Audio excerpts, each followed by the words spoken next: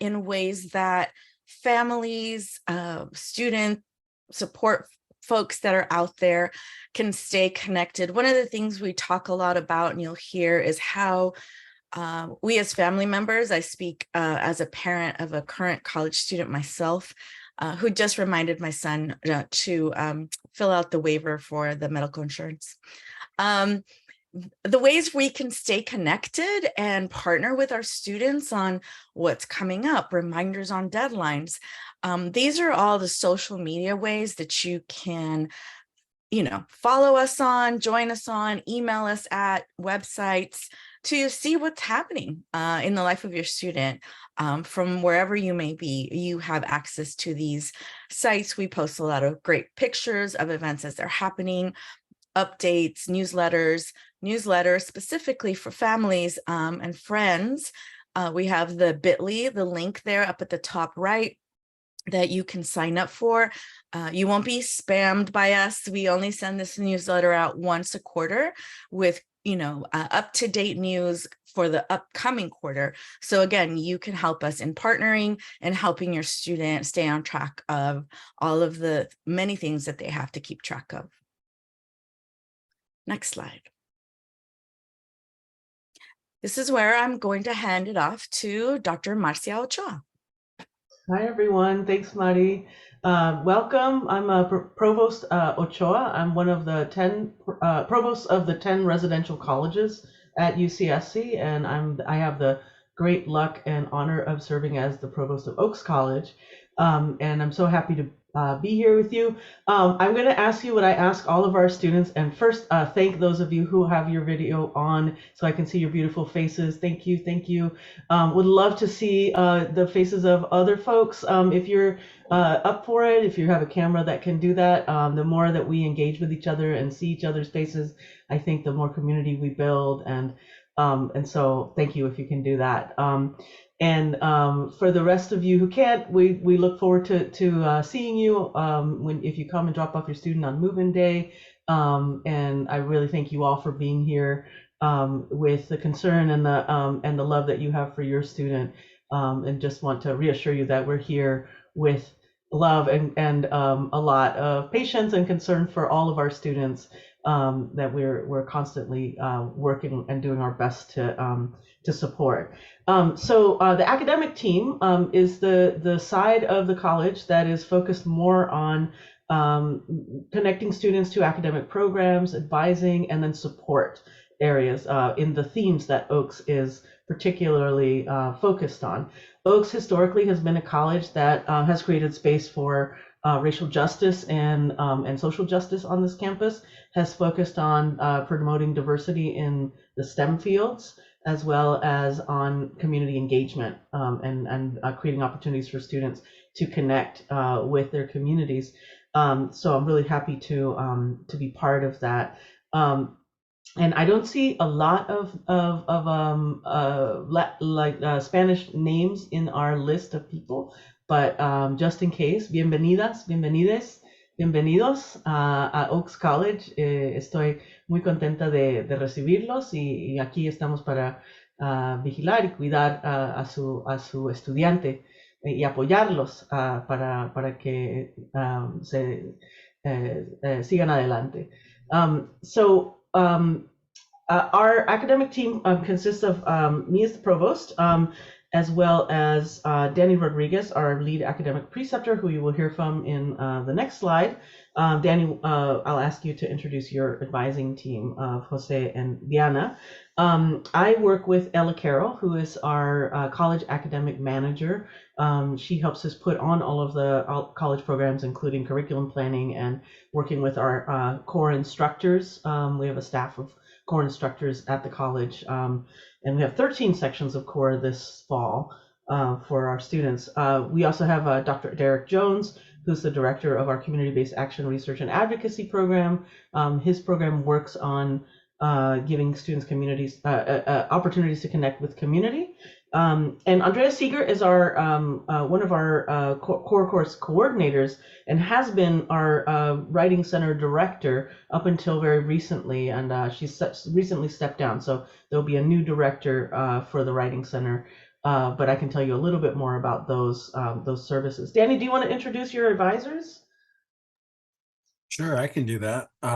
So I have the wonderful pleasure of working with Jose Gallaga and Diana Sarabia Briceño, who are two of our academic advisors at UCSC and Oaks College in particular. I will share a little bit more as to what we do. As you can see, I am the lead academic preceptor for two colleges, and a lead academic preceptor pretty much supervises the advising staff and the advising curriculum for both of those colleges. I'll also, we'll talk a little bit more about this, but I'll note that there are a number of different context points for advising for your student. And the college advisors are responsible for getting your student through college, making sure that they have everything they need to know in order to navigate our system to fulfill all their requirements for the general education requirements, and then graduate. There are also departmental advisors that advise students for their majors, that make sure that they have all of their major requirements. And those are two different sets of advisors, but they both work with your students. And I think we can move on to the next slide, in which I will discuss a few of our resources. So as I mentioned, the Writing Center used to be called the West Side Writing Center, but basically the model was so strong that we ended up just becoming the UCSC Writing Center.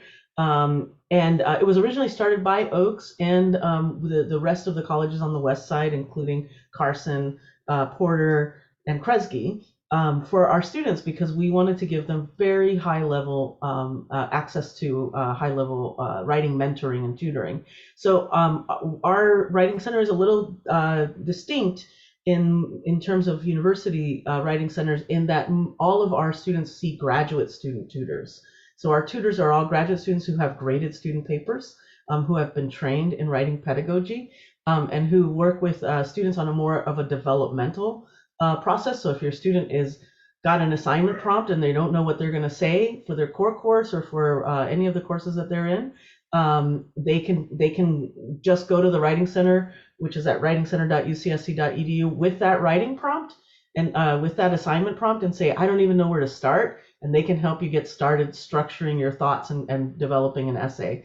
From there, we work with everything from resumes and cover letters, grants, term papers, midterms, and just feeling comfortable writing, to qualifying exams and dissertations for graduate students. So you'll know, so if your student expresses to you that they're having a hard time with writing, or they don't know where to start with an assignment, have them make an appointment at the Writing Center right away. They're not yet taking appointments for the fall, but they'll start the first week of fall quarter, and we'll be staffing the Writing Center from the beginning. So have them take advantage of that. College Math Academy is a class that we teach in the winter for students who are taking pre-calculus, which is Math 3. And it's a class that's designed to support students in getting through that STEM wall, where they hit, if they maybe didn't have access to calculus when they were in high school, or didn't study on that track, that they can actually get through their pre-calc requirements to get to the STEM major requirements, the math requirements for STEM majors. And so we have a really wonderful motivational instructor who teaches Oaks 3L, which is a calculus lab, pre-calculus lab. We also have a science community at Oaks that is led by our wonderful scientist in residence, Sydney Smyer, Sid. Sid lives at Beco House and is available for students to check in with, holds weekly activities for students, including study sessions, workshops. We also have dinners here at the Provost House, so students can meet faculty in the different STEM disciplines. And finally, the Community-Based Action Research and Advocacy Program and certificate is our way of connecting our students to opportunities in everything from web design and being able to kind of communicate the social justice analysis that we that we often find students encountering at UC Santa Cruz, being able to work with, they work with pretty high theory often in some of our classes, and that being able to communicate that to the rest of the world rather than sort of using academic language. So finding ways to represent social movements on the web is one thing. We've had courses on pre-law, so paralegal internships. We have an educational internship for students interested in exploring pedagogy working with schools. And we also have courses on how to build community. We have a class called Building an Inner Sanctuary, which is actually happening I believe it's this fall, Oaks 47. That is really all about how to center yourself as a student and ground yourself as a person in the world as you're doing the hard work of studying for your classes. So we try to give our students lots of support, and if they're struggling at all, please tell them to reach out and speak to any of us to get connected with these resources. Thank you, everyone. Thanks, Marcia. And now, along with our academic partners, is the college advising team. So, Danny, you take it from here. Thank you, Mari. And just so people are aware, my pronouns are he, him. So colleges advising, we do a lot. And I'm here to talk to you a little bit about what some of those things are. At the same time, I've posted the Oaks Advising website in the chat so that you have access to it. I have always prided myself in making sure that students have, one, access to advisors, but two, access to information. So you'll see that there's a lot of good frequently asked questions on there, things about community college, profiles as to who their advisors are and who they'll be working with, as well as that's where we post our advising availability and what type of advising availability we have. That's super important because students always ask, well, where can I find that? And it's on the Oaks Advising website. So a little bit of what we do is that we will oftentimes work with students around major exploration referrals and also planning on qualifying for a major and declaring. So many of your students right now they've proposed a major, meaning that this is kind of their intended pursuit of study, right, in this department or in this area. And most majors actually have what they call qualification criteria in order to be able to become declared. Qualification criteria is oftentimes a certain GPA in certain courses or a certain type of coursework that they have to complete. So we oftentimes help them navigate that and also be able to kind of plan for that. We also are the ones who kind of monitor academic progress for other non-major requirements, like general education requirements. So many of them maybe took AP classes, and as soon as admissions is able to process AP coursework and transfer credit, we'll be able to work with them to know how to monitor what they've already completed coming in. And we also monitor other UC and graduation requirements because there is a 180 credit requirement that they have to fulfill in order to graduate from UCSC. And, like most places, if your student wants to do something, there's most likely a petition or a process for that. And oftentimes we're kind of those experts that help students navigate the different petitions and processes that they can take advantage of. I think, as Marcia mentioned, we're one of many more advisors that can support your student. They have financial aid advisors, major advisors, faculty advisors, EOP advisors. And so in moments where you don't know who to ask, we're more than happy to refer you. We're a really good place for kind of those first questions. And we're here when students need any sort of academic help or support. Something else that's really important when it comes to kind of your advising or our advising conversations with your students, as well as some academic information, is that due to the Family Educational Rights and Privacy Act, which is FERPA, we can't necessarily communicate directly with parents or guardians about specific student information. We can definitely talk to you about general questions that you might have, but we're going to be working mostly with your students. So they're going to be the ones who should be reaching out to us so that we can support them. If they haven't, and I hope this isn't the case, if they haven't already activated their @UCSC email, please have them do that, because most communication from the university is going to be coming from, or rather it's going to be going to their @UCSC email address. That's how we'll also be able to communicate with them and verify that they're the ones who are asking questions about their academic kind of situations. Next slide. So one of the things, oh, Sorry, Danny, there's a couple of questions in the chat. Do you want to do questions at the end? I think I can do my presentation, answer some chat questions, and then additional questions at the end. Yeah. So some of the information that we've been sharing with your students is that they're going to be enrolling in 3 classes. And that generally is a surprise because oftentimes in high school, right, they have 6 or 7 different periods of coursework that they have to complete during a day. I also want to recognize that the other reason that it's important to recognize is that there's a difference between high school and coming to a 4-year institution, particularly one on a quarter system. Semesters generally last 16 weeks, while a quarter only lasts 10 weeks. So things are a lot faster pace, and I'll describe a little bit more about how the quarter kind of works so that you know where you can support your student. For the first fall quarter, they'll for sure going to be enrolling in a college requirement, which is the OAKS 1 class. And as Marcia mentioned, there's 13 different sections that they can enroll in. This is a graduation requirement, so it is something that is required. And then there are 2 other classes will either be a writing class, 2 major exploration classes, or maybe just 1 major exploration class, and then a GE class. So at most, they'll be taking between 12 to 19 credits. That's very normal in college.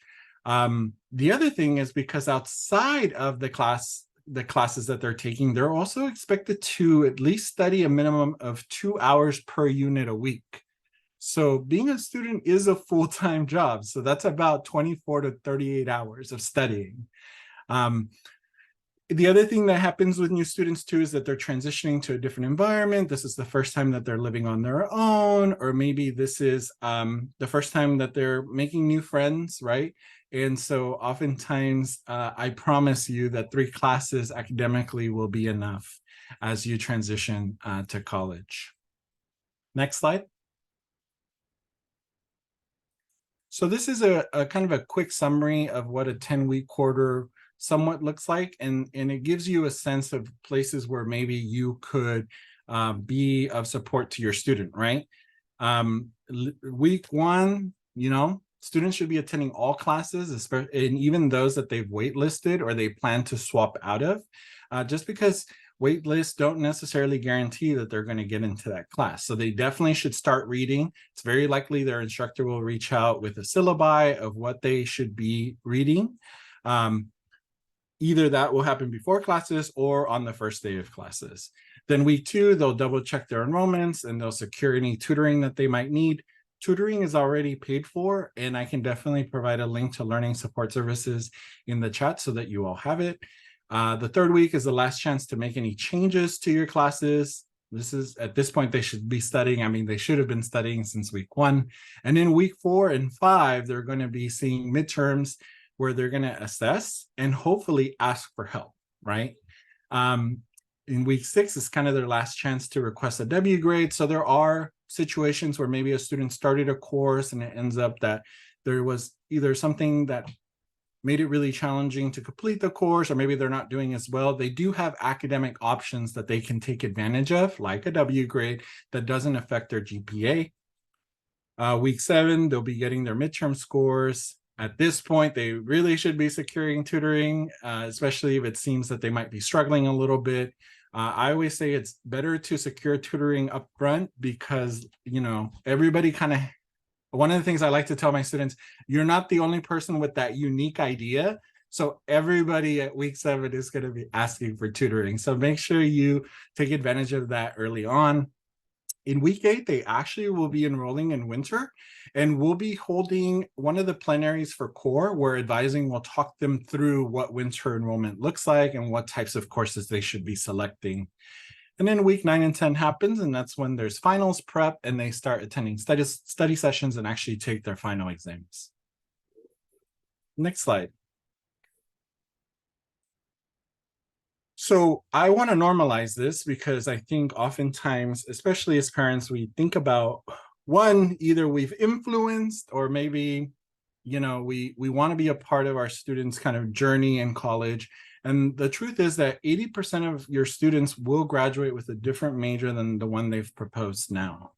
And the reason that that happens is, as I shared at the beginning, there's different qualification criteria to get into a major.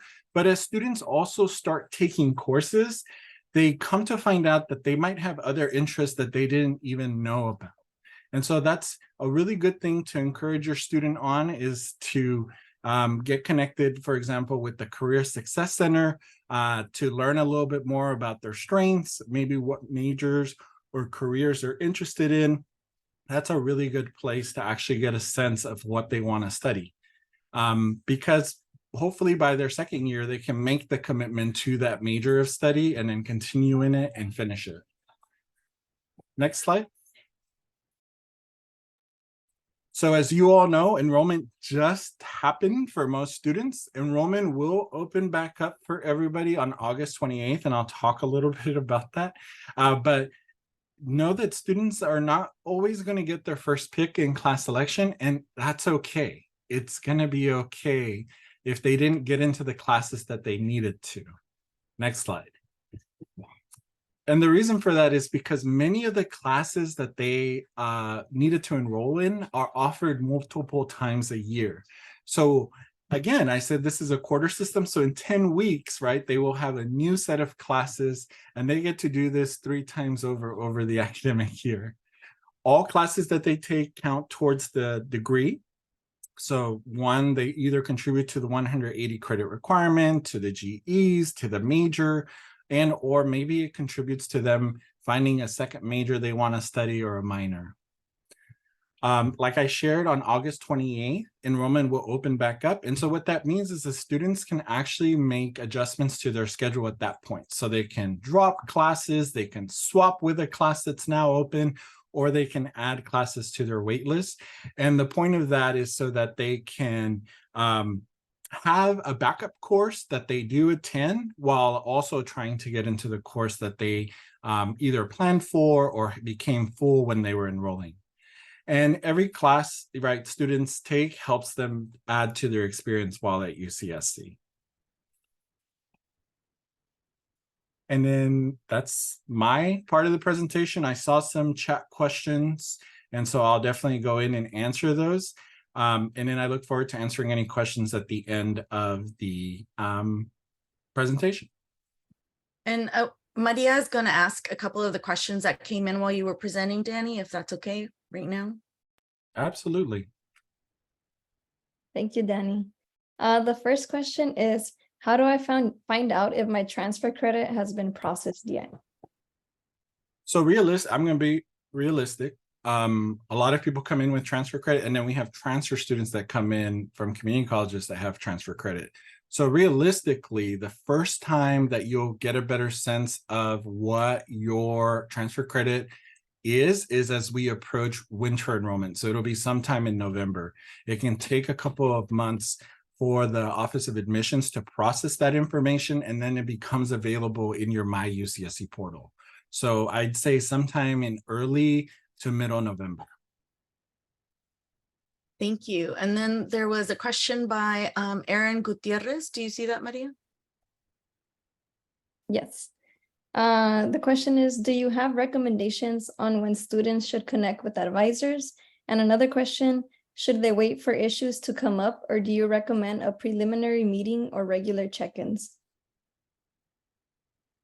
That's a really great question. So on one end, you know, I have to be honest that we do have, I think, maybe 1,500 students per college, and there's like 2 of us who are advising. Oftentimes we reach out to your student in a varying amount of ways. One of those is through the core plenary. That's a presentation that we make to your students and actually get to work with them. The other thing is that also their core instructors will make referrals to us for any students who they might want us to check in with. And also, it's not like they have to wait. The reality is that we also have, as you can see on our advising website, the availability for students to be able to join us if they have any questions that they might ask. So there are different kind of touch points, and especially during the first quarter, there's built-in touch points for us to speak to your students. All right, thanks, Danny. There might be more questions in the chat, and so maybe you can answer some of those, and then we'll do Q&A at the end. Next slide. All right, so you've been hearing a lot about our academic partners and how they are working to support your student through enrollment and how to maneuver the quarter system and getting signed up for courses and whatnot. The other half of our team at the college is the student life team. So these are the team members that I work on a daily basis with. So you met Mike earlier, myself as the associate director. We have an assistant director who works directly with the residential education department. And so your students, most of them will be living on campus, and the programs that we do to work with those students are educational, right? So they're living on campus, and it's not just like living at home or living off campus. There will be a lot of life education that comes along with what they do, and Erica helps direct that team. Marie Morones is a college assistant. She's also our mailroom manager. So Marie has a lot to say on how we have sort of become an Amazon locker in our mailroom, and we will have some information on how to correctly address your packages to your students so that they get all the great mail that you'll be sending them. Christian Galiguez, you met earlier, programs coordinator, and you'll be hearing a lot more about what he and his team are doing to get ready for the fall quarter. You met Maria, in her wonderful slug gear. That's that's to give you something to think about for the future as you get there, the graduation cap and gown.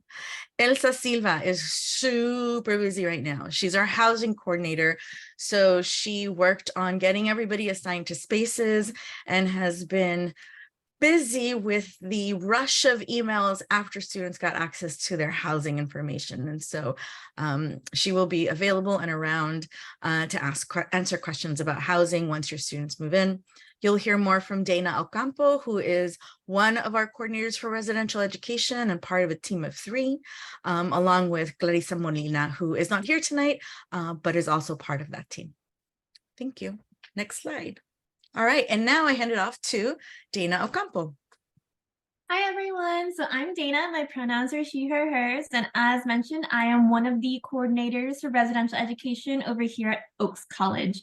I'll talk a little bit more about what that role entails, but let's talk about where your students are going to be living.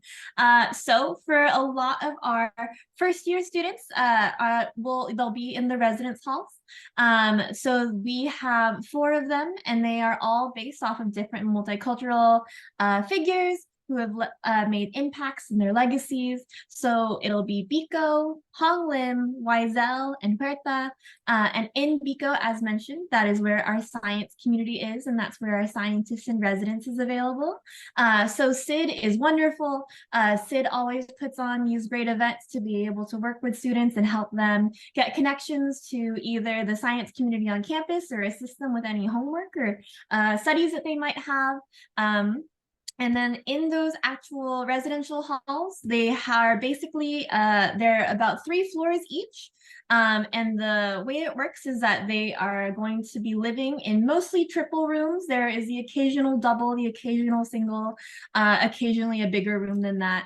And that is where the students will be living along with each other. So definitely getting to know each other, learning how to be respectful of everybody's space. In addition to that, there will be shared bathrooms. So those bathrooms, there are, I believe, 2 on each floor. So they'll be able to go to those restrooms, that there are showers, toilets, everything available in there. They are marked based on either if they are for male, female, or an all gender restroom. So that's something that students can keep in mind.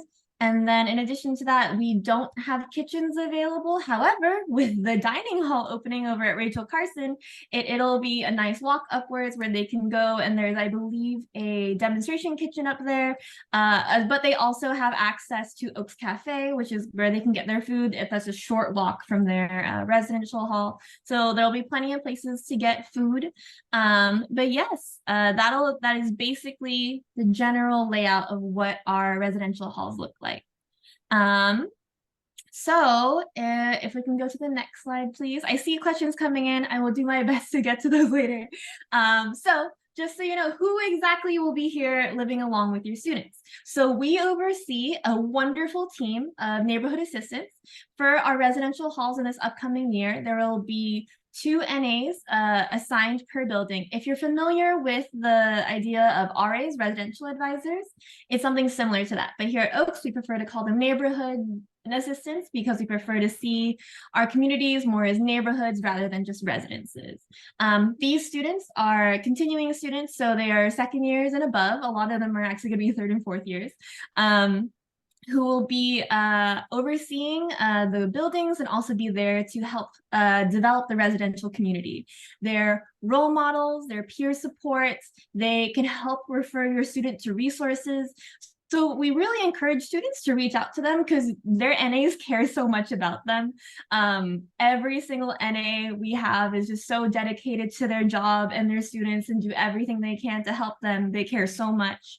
In addition to that, they also plan residential programs. So there will be ones that happen specifically for each building. They also happen for the bigger Oaks community. We've done so many things over the past year. I'm sure we'll cover a bit of those later. Something else that's really important is that we also maintain safety and enforce policies. So to make sure that all of your students stay safe, it's really important that we discuss the ways in which the NAs are there to help promote that. A lot of that is just making sure that students know exactly when to call and making sure that there are ways to make sure that they call for help and don't get in trouble, because the most important thing is keeping all of your students safe. They also assist in conflict management. So if there are things that come up where if they're having some troubles with either their roommates or anything like that, they are able to talk to their NAs as a resource, and their NAs are absolutely happy to help. They definitely want to do everything they can to help your students feel safe and cared for and listened to in their environment. We want to really make it like a home away from home. As for myself and Clarissa, we are coordinators for residential education, CREs. So we are full-time professional staff who live here at Oaks. I live over at the apartments. We oversee residential programming and supervise the NA staff. So basically, if there's ever anything that the NAs themselves can't handle, they just bring it up to either me or Clarissa, and then that way you'll know that a professional staff will be aware of whatever might be coming up with your student. We attend to student welfare needs. There's been plenty of times where if a student needs something and the NAs feel like they can't handle it, then they just come and bring them to my office. I always have my door open. There's been times where Maria said sometimes I am not even in the office and my door is open. That's how open it is. But I am in the office very frequently just to make sure I'm there to help assist anyone who needs it. In addition, that comes with adjudicating possible student conduct violations. So if a student does happen to break policy, a lot of the times, first time it'll just come to either me or Clarissa just so we can talk to that student, see if what they need, what support they can have. A lot of what we're trying to do is just make sure that your student feels supported and that they're able to be happy and healthy here at Oaks. That's really the most important part. So if I could get the next slide, please. So what will students experience in the res halls? A lot of it will be residential connections, and that includes one-on-one meetings between NAs and residents.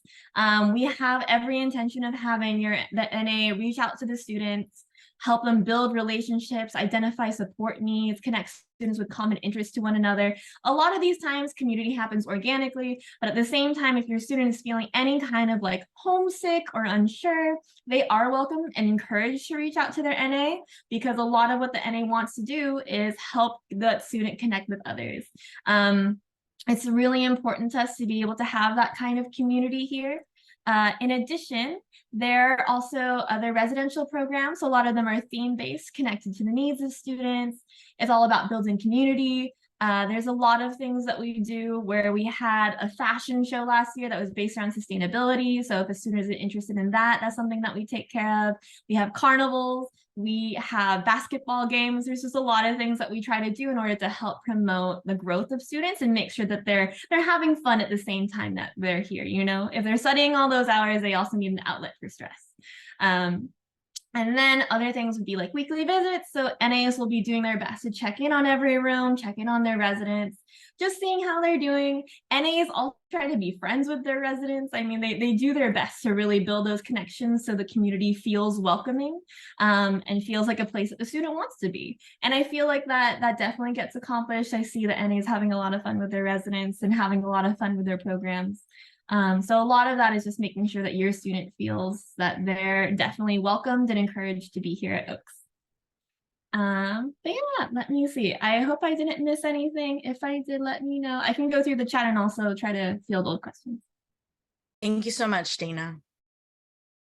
All right, so again, back to, our campus has started using the term ecosystem of care, right? So our students need their parents, family members at home, as well as our academic partners and our student life, residential life teams.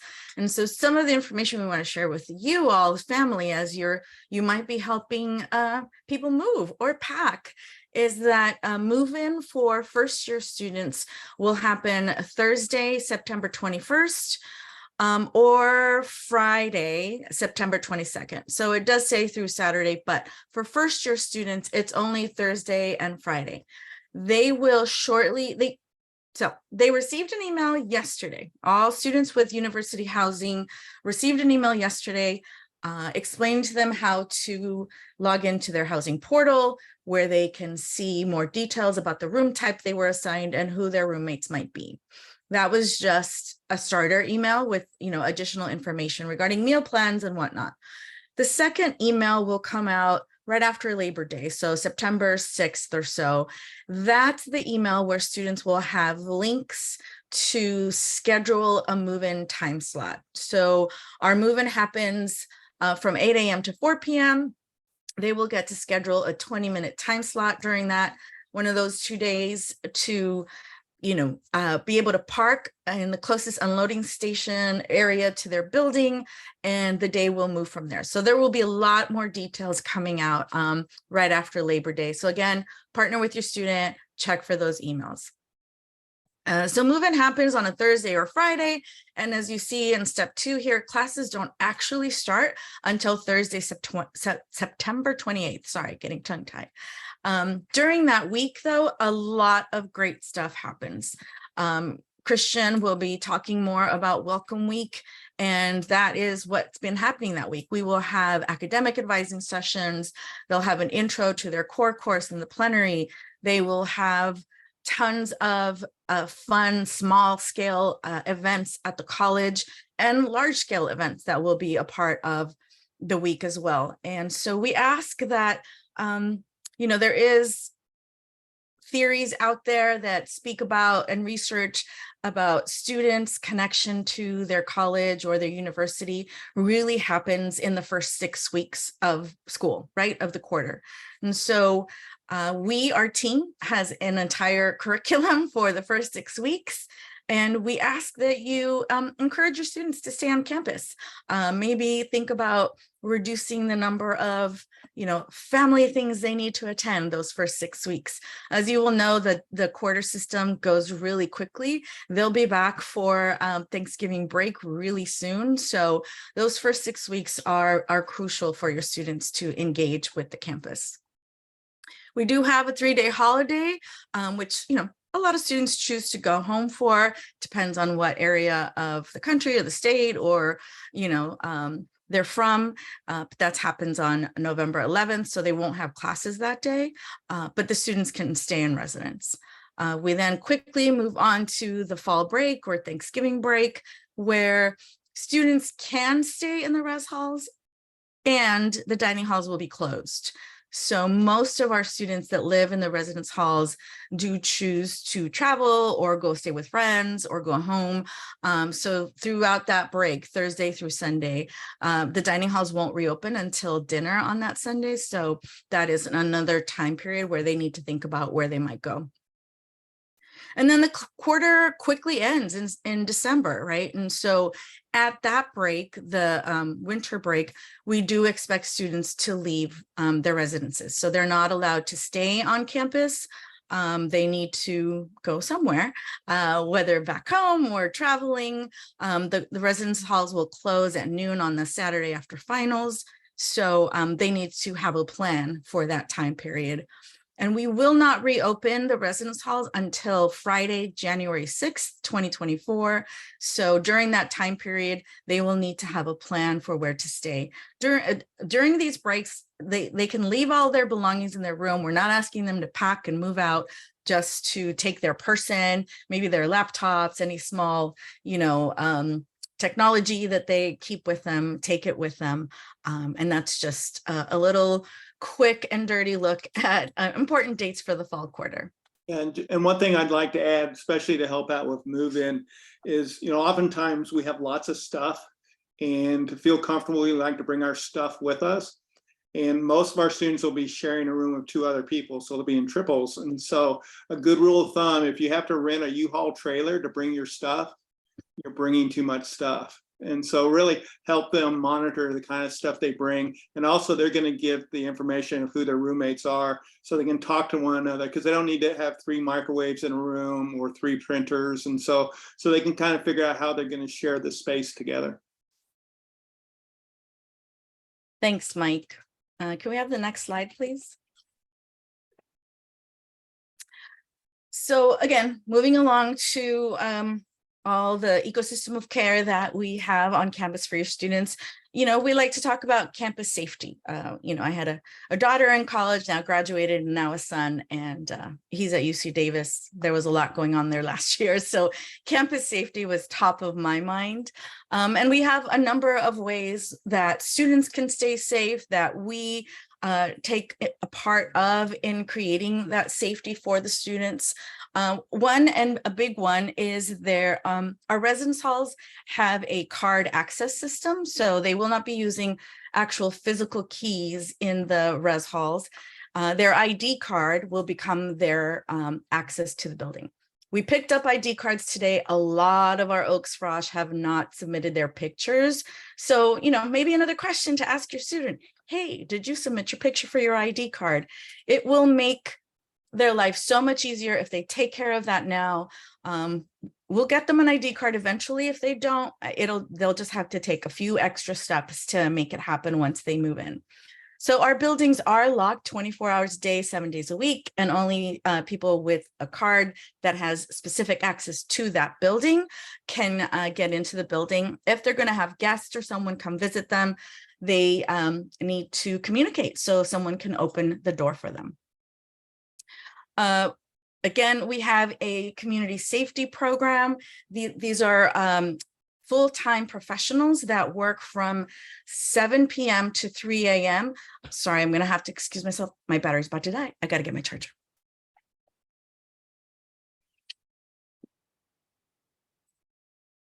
Mike, do you want to? Oh. Got it. Technology. Okay.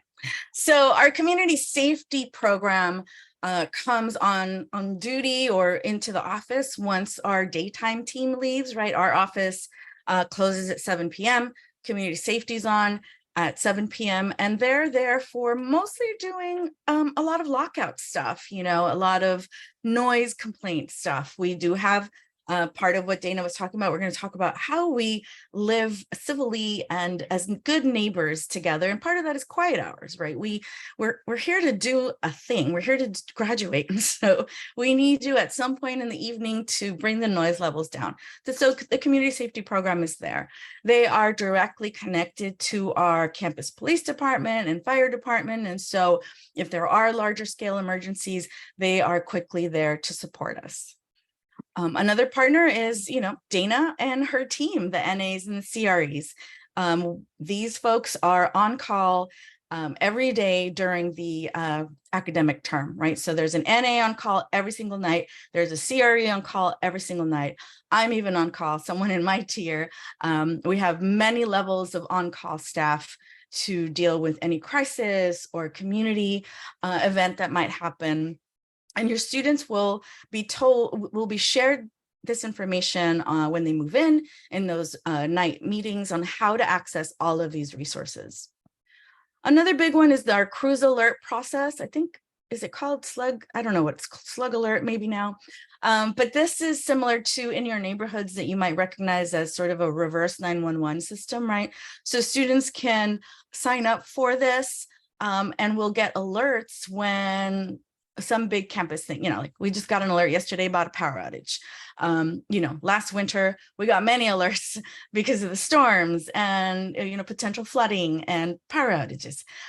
So signing up for Cruise Alert is important so that you are involved and know what's going on in your community, right? Especially when there might be some potential danger involved. So part of our safety process system. All right, next slide. Mari, I think we want to clarify something real quick before we move on. Sorry, there's a confusion about when exams are finished, which is December 15th is the very last day of exams. And it is on the slide that December 10th is the last. Yeah. Close. I think that may be from last year, maybe. Yeah, I got you, Marcia. I already messaged Maria that those dates looked incorrect. So I was going to get to that. Thank you. All right. Another part of, I mentioned the police department, the fire department, we have stations. Well, we have our own police department. They are the UC police department. Their station is on campus. Our fire department is, there's a station on campus, but they are part of the City of Santa Cruz Fire Department. So when calls are made to fire or police, they will respond from our local stations first. And if they've been dispatched, fire from the City of Santa Cruz will arrive. So really close to our campus and easily accessible. Another piece that we like to showcase as part of our safety team is the counseling and psychological services staff and center. I think it was Marcia or Danny or all of us have mentioned, right? This is a huge life change for your student. They're leaving whatever comfort zone, their bed, their home, their bathroom, all the things that has been comforting to them for however many years.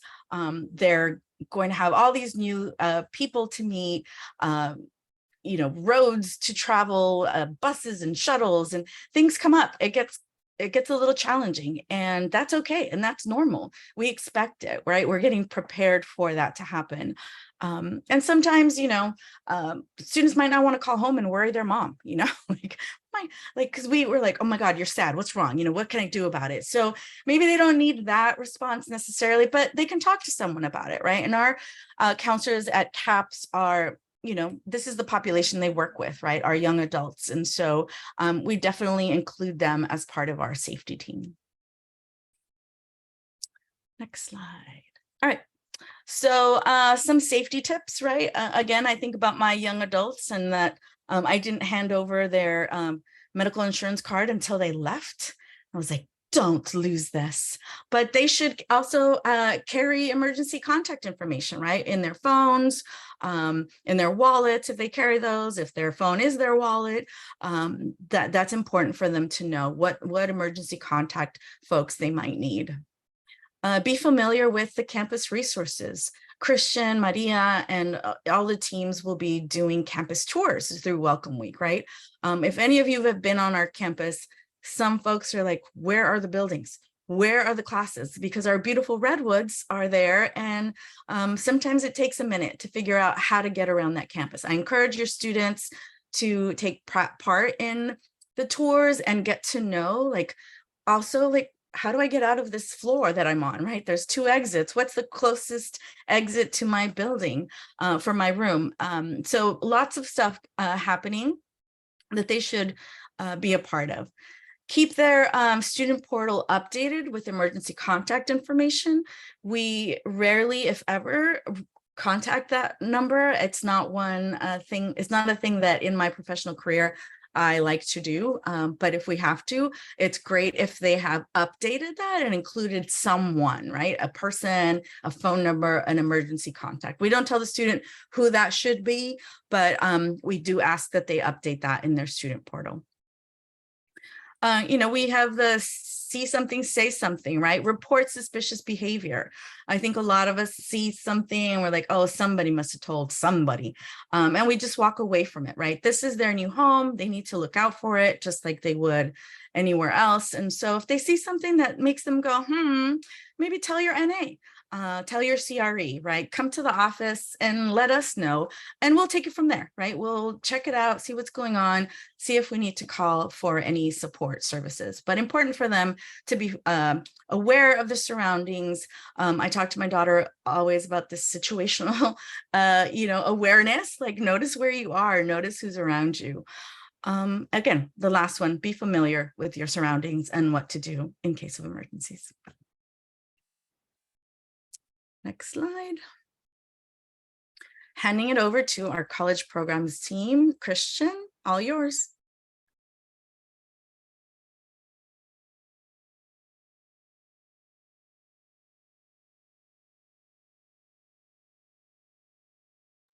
Kristen, you're muted. Oh, I can't hear him. Oh, no, I'm muted. Okay, thank you. Okay. You're good. It's okay. Y'all just missed out on my name. Hi, everyone. Thank you, Madi.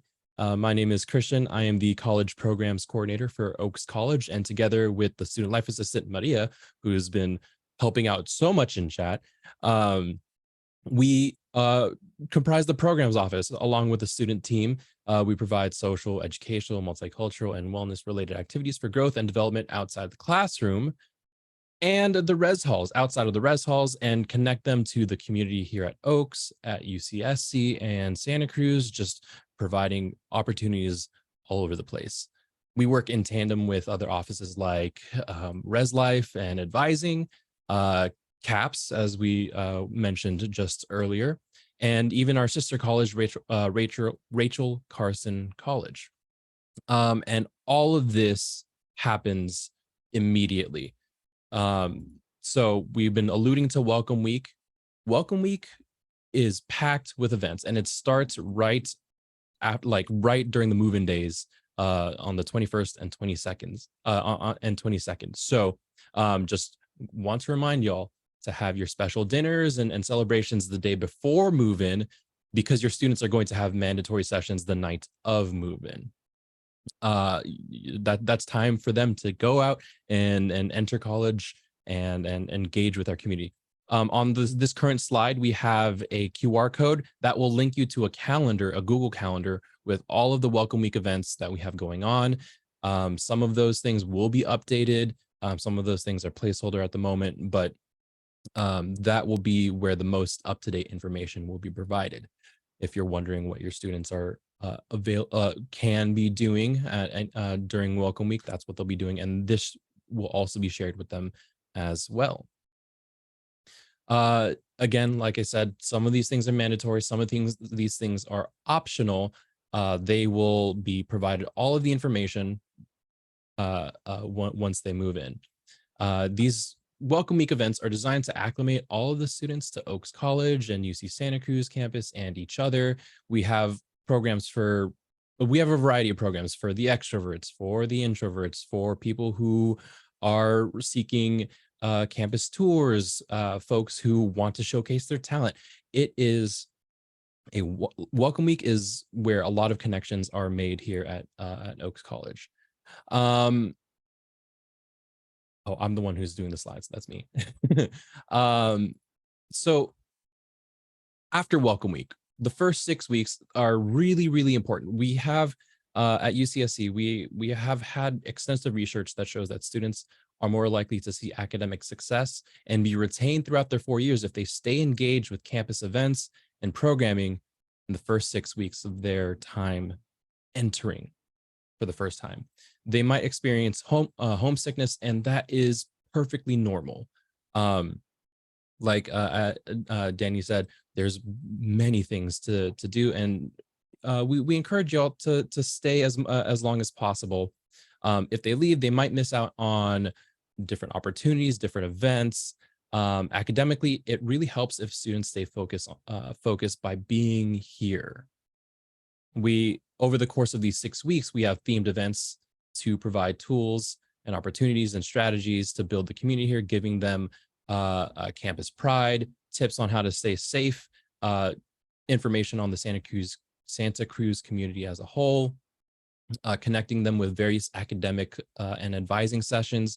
There's lots of things for identity development and extracurricular involvement. So my office does a lot of programming at Oaks, activities and events at Oaks, but in the greater UCSC environment, there's also ways to get involved.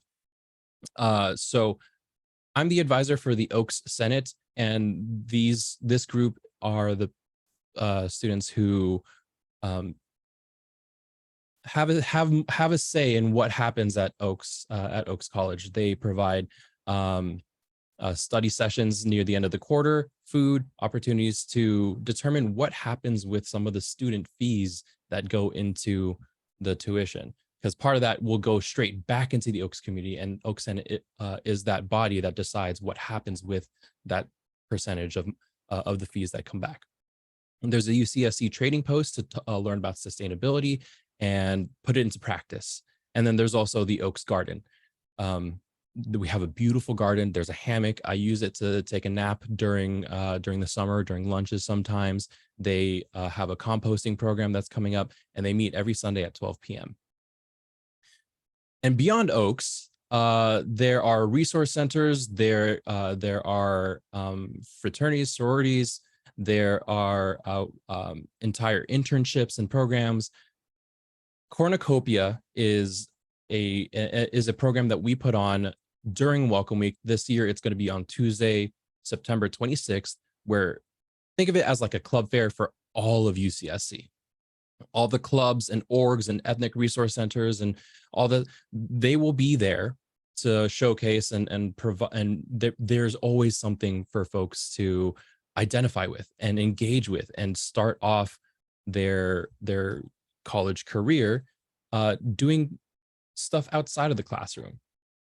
This really helps people get acquainted with our communities, our spaces here at UCSC, fostering leadership and communication skills. And you can throw that on a resume while still having all this great fun and community.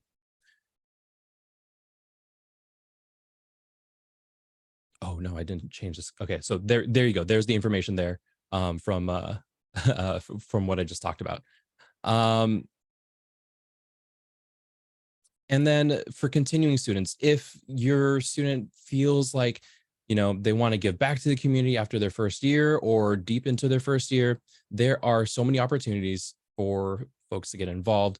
Neighborhood assistance, we talked about that. Community assistance is the student staff that I supervise that helps put on these programs during Welcome Week, during fall quarter, throughout the year. Oaks Welcome Leaders are also student staff that we bring in for summer training to help facilitate these Welcome Week programs and throughout the rest of the fall quarter to welcome students to their college experience. There are academic peer advisors, core course advisors, Oaks mentors, all these students who are a friendly voice in the academic side, in the advising side of the house, if that's something, if those are people that they can relate to more before going into an advising session with one of the advisors. There's Oaks Tech Crew. which I love because they make everything, all the events that we put on at Oaks College work. They help set up tables and chairs and all the mics. They're the event support. We also have a social media specialist who you'll be seeing the work of pretty soon on all of our socials. And we also have office assistants who help out in the student life office and just are provided as a signpost to their community and their peers. Next slide, here we go. And here's something really important. We have, this is how you send mail to your student at Oaks. This is going to be super important. Please, I'm going to leave this up for a while so you can take a note, take a screenshot, take a picture with your phone. This is really, really important that you include the student's box number and not their dorm number. If you know their dorm number, forget it. You're not going to need that because all the stuff that you want to send them will need to go to their mailbox number, which will be provided upon move-in. Correct. And thank you, Christian, for that. And, to plug Marie as mailroom manager, it's crucial that when you address mail to your students that you use whatever legal name they are using at UCSC. Our systems are computerized. And so, and it's fed by our academic information system. So whatever name shows up in the academic information system will show up in our mail management system. And so if you put a nickname or a name that computer doesn't recognize, we'll do our best to search for the student, but using their full name as they have registered is the best. And as Christian said, this in yellow, they will get that 3-digit number on move-in day with their keys. And also, as Christian said, mail all goes to a mailroom, Amazon packages, flower deliveries, everything. Nothing gets delivered directly to a student's room. So putting the room number on there for safety purposes, just don't. And nothing gets delivered directly to rooms. So just an additional plug for Marie on that. Part of that, also be mindful of how heavy the packages are, because it's your student that's going to have to take them to their room. We just don't have a system that would deliver. So if they're bringing many fridges, and we've had people bring in multiple bikes and things like that, it's up to the student to get it to their room. Yeah. And I just put a link in the chat that takes you directly to more specific details about the mailroom, like when it's open. I think we get used to Amazon delivering at all hours, and that's not how it works at UCSC, right? So they'll only have access to their package during business hours. So it's important that if they're expecting something, to be aware of the hours that the mailroom will be open. All right, Christian, all right. One last plug for all of our social media. Apologies for the confusion on the important dates. Maria did correct them in the chat. I also saw that someone added the academic calendar and I added the housing calendar. So again, in part of partnering, for my son at UC Davis, bookmark those calendars so that I have a sense of when things might be happening, right? When he might need help getting home or whatever.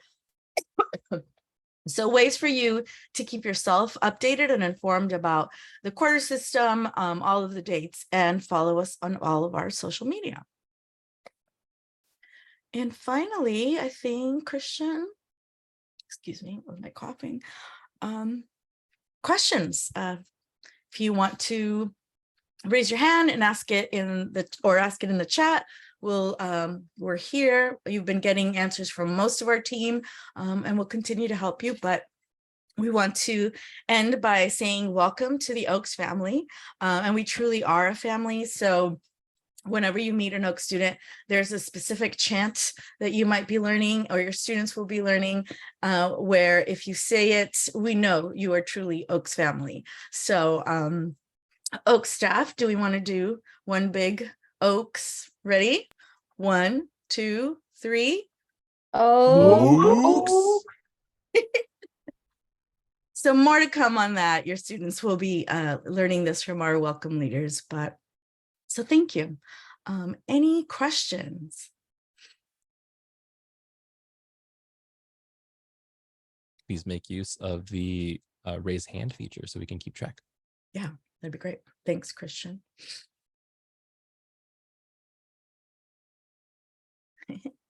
One thing I would encourage, if your student has had academic accommodations in their high school, and they want to continue those, to go ahead and check in with the Disability Resource Center, DRC, just to check in to see what's available. Oftentimes they like students to register earlier. So when they do need accommodations, it makes it quicker to get them started. So be sure to check that out. It's Disability Resource Center. I'll add a little bit to that also, Mike. For students in the core course entering Frosh, if they have accommodations and they haven't navigated through DRC, our college academic manager, Ella Carroll, can work with them to make sure that they're getting their accommodations set up. She will refer them first to DRC, so they should go to that website and get started with them. But Ella will be the one making sure that anything that's needed for them in the Oaks core course is ready to go. She's making sure all of our materials are accessible. So make sure your student is on it. I'm seeing a hand from Keita. Yes, so I put in the chat that we actually missed our ability to register for classes or enroll, and I think the deadline was Friday. I could be wrong on that, but I got the advice to talk to academic advising, which we're in the process of doing. But do you know how much that limits our ability to get into some of these core classes, or are we still good on time if we haven't chosen our classes yet? That's a great question for me. So what I put in the chat was to contact the orientation office, because the orientation office will let you know what are the things you might be missing in regards to why you haven't received an enrollment appointment. In regards to student or class selection, yeah, I can't guarantee, right? It's kind of like Taylor Swift tickets. The day and time of pre-sale is kind of when you get those, right? But I can't guarantee that all classes that the student might have wanted to take are going to be available, but most classes should still be available, as there is a lot of classes with an enormous amount of seats. And also for core course in particular, core course is something that we manage enrollment for. And so we have the amount of seats we need for every first year student to take core. And so they definitely will get into Oaks core course, and then they'll have to select 2 other classes. If for some reason they're closed, then that's when they would make decisions around general education requirements or other classes of exploration. Gotcha. Okay, thank you.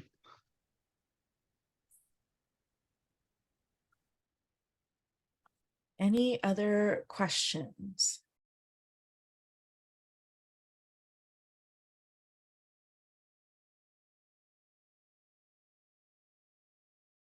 Hello? How do I raise my hand? You're good. Go ahead and Am I ask your good? question, Diane. Okay. Yeah. Sorry about that. My daughter is, she's an early bird. She's up by 5:30 every morning and in bed no later than 10, and was a little bit horrified to see that Oaks 1 goes to 10 o'clock at night. Is that particular session mandatory every week, that the class is a late class like that? I told her, you're in college, you're going to have to stay up late. Thanks, Diane. I can answer that one.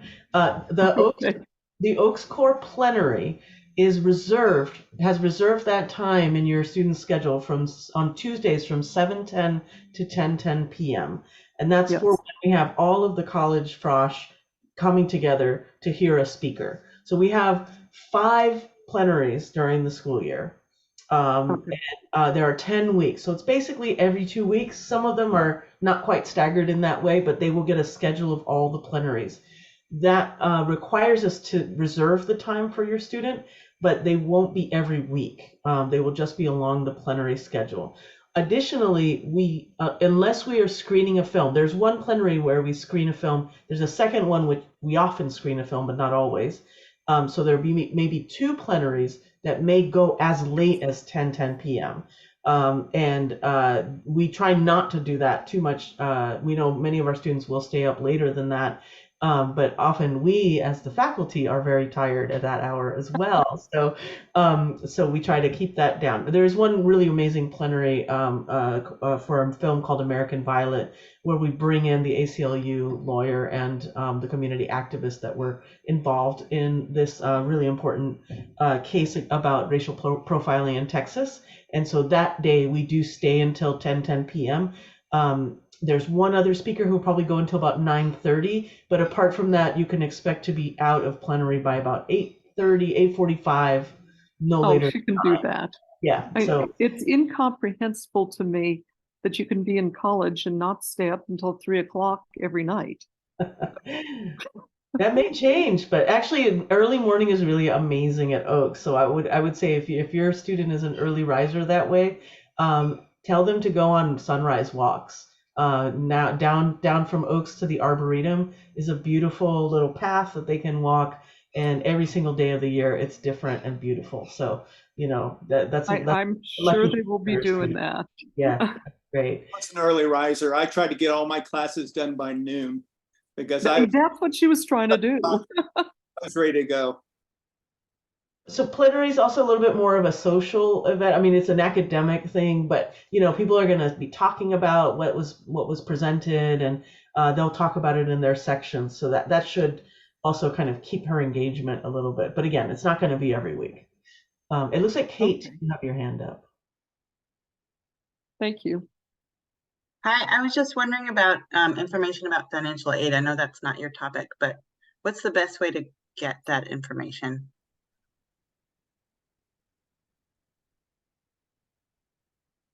Yeah, so financial aid has actually phone lines, Zoom drop-in, and then they have an in-person office that you can go to.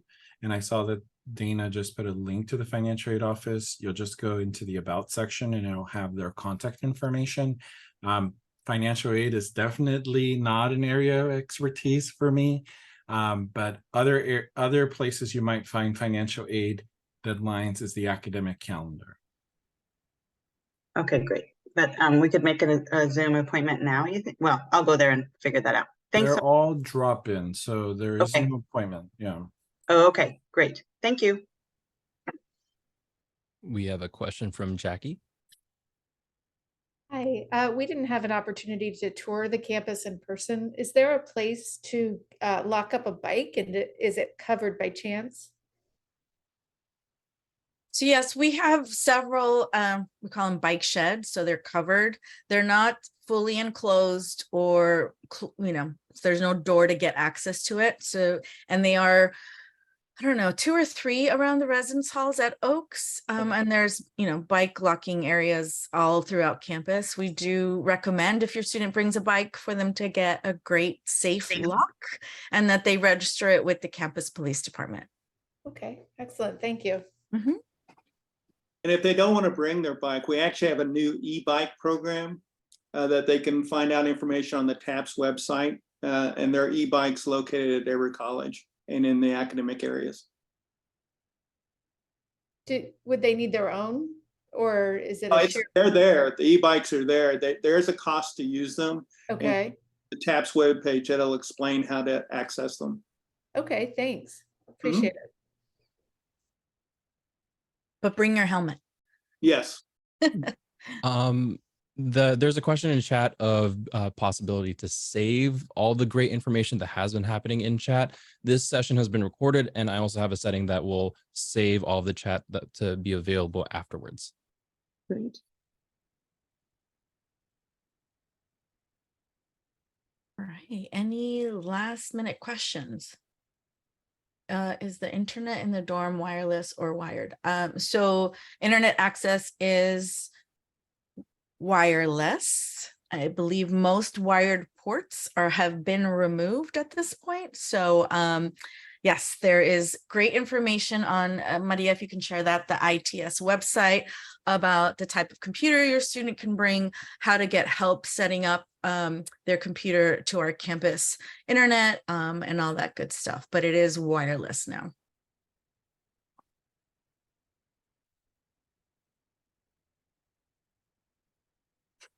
Yes, no more wired, Danny. Yes, Danny, we are old.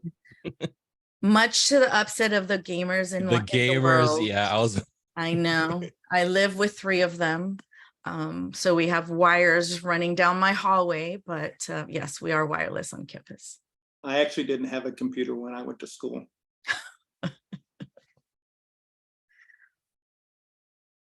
There's a small question here about where do students fill a water pitcher in the residence halls? We have a water bottle, I have to say that slowly, filling stations in the residence halls. They can also take their water bottles to the dining halls and fill them there.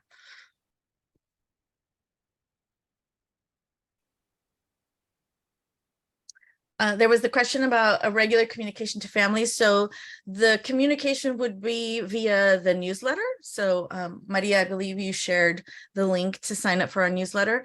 So we'll have one going out in fall quarter with important dates for, you know, the upcoming quarter. So there's a fall quarter, a winter, and a spring quarter newsletter that you'll get from us with, again, important dates and tips to, again, partner with your student. And I did see a question earlier, so we'll just share it here widely. There is a family day planned for February 3rd, 2024. So you'll get more information about that also through the newsletter and on our website on how you can register to join us on that day.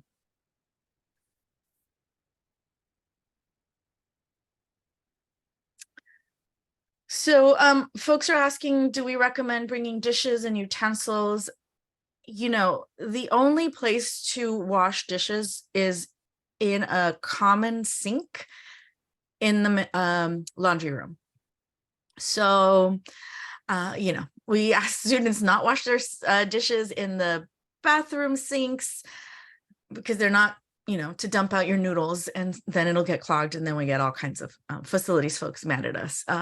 So maybe like one set of reusable stuff would be great, but not like a kitchen full of things. There's no storage space for it. And again, you'd have to figure out how to wash it in that common sink area. Just to jump on that, Mari, just to also really remind people that as much as possible, we don't encourage a lot of food waste to be kept in the rooms. We know how college students get, it gets a little messy in there. And a reminder that we do live in a forest. There, I mean, ants happen everywhere, but they're more likely to happen around messy college students. So as a reminder, I would say, even if you could, like disposable ones that immediately get brought to the trash outside, just practicing those healthy habits right out the gate so that they don't run into anything when they're already sharing a space with like 2 to 3 people. Yeah.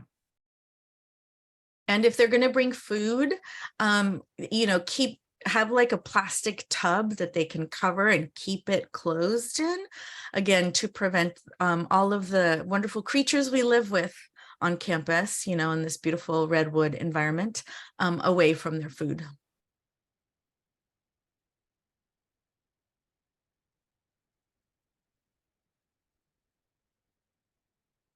All right. Well, again, you have Maria is going to be posting this, and somehow we're going to get the answers to all of your wonderful questions posted as well and available for you all on our website, the oaks.ucsc.edu website. There is, under the activities tab, a specific area for family and friends resources. So look for this presentation and other updates, again, regarding Family Day. And you can also find all of our contact information on that website if you wanted to send one of us a question in any way, shape, or form. Thank you for joining us this evening. Have a wonderful rest of your summer. We will see you in about a month, actually. This is going very quickly. So we'll see you and hope we get a chance to meet you in person in September. And again, welcome to the Oaks family. Thank you. Thank you. Thank you. Thank you. Thank you. Good night.